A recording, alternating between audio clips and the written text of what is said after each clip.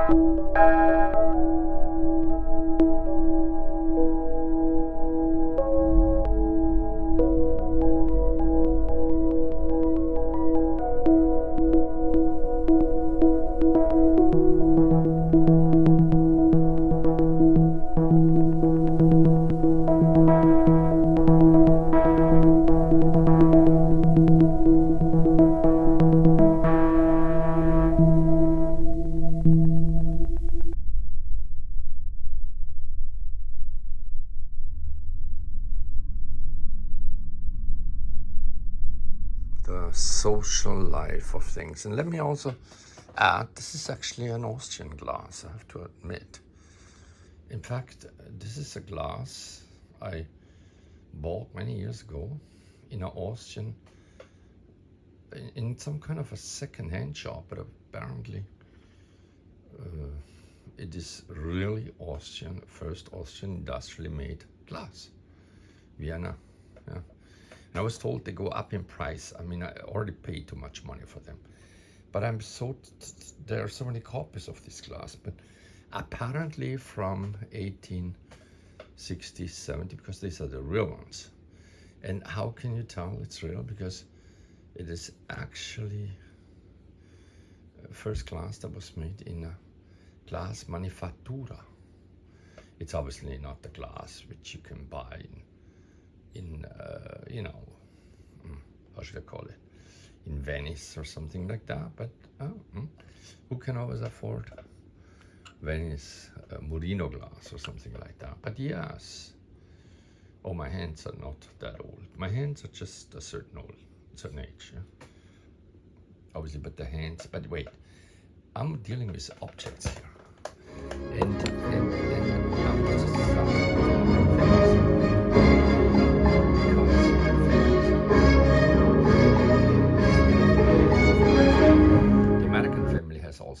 it's called trade wars. And, Number 5, Call it, but number 5, DMC. I like journalism. I want Number 5, DMC down. those barriers Number T, are like really but number black and number white 5, things DMC that down. are- but it's basically Number 5, DMC down. to- Number 5, I DMC am down. like in business and I laugh. Number burger. Like, for example, the story of my grandma. Number 5, She hated these things and I had to use them. They're little things. But I basically made it. Israel, Tehran, Syria, It's like really, Afghanistan, really. This was like Washington, looks like shit, but actually just Berlin. paint. Whoa! And this is oil. Ooh.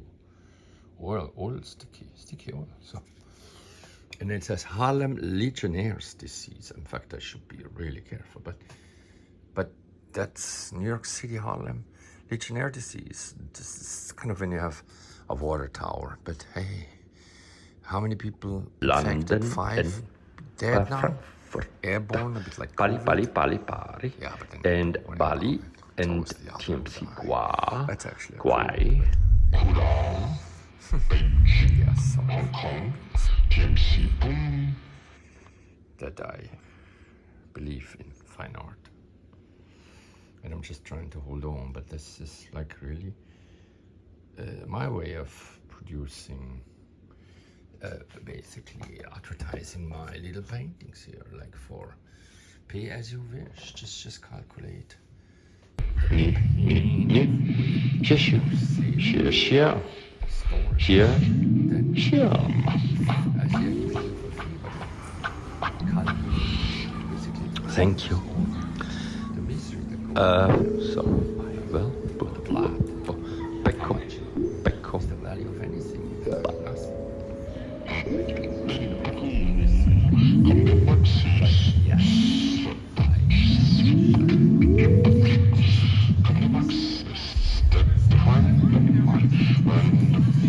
Randomly, how many minutes do I need? How many minutes do I need? How many minutes do I need? Up and down, up and down, up and down. Doppelmeier, grupp. But you cable. Dera. Nietzsche. Red pie. Taxi. Driver. Debuchy. Now, and Bucha could be the model of Ukrainian success and future after the war. How to measure success? In the short term, memorials, mental health support, especially for children, collecting evidence and identifying witnesses. After the war, maybe the ones who are bearing witness now will define success. Since the invasion began, the world has seen a barrage of narrative films from Ukraine. Most notably, the Oscar-winning documentary 20 Days in Mariupol, reported and directed by Mstislav Chernov in 2023. Also that year, the first dramatic film called Bucha, that tells the story of Konstantin Godaukas, or Kostya, known for his daring rescues during the early months of the invasion. He doesn't have it all. We meet the real-life Kostya, a bulky 40-something businessman with short graying hair, in a basement storeroom he calls his fortress. It's now a hub for his team and his charity, Bucha Help. The fortress is decorated with patches from Ukrainian military units and stuffed to the ceiling with boxes filled with humanitarian aid, toys for kids, cartons of small backpacks. He says he's collecting for the fall when first graders go to school for the first time.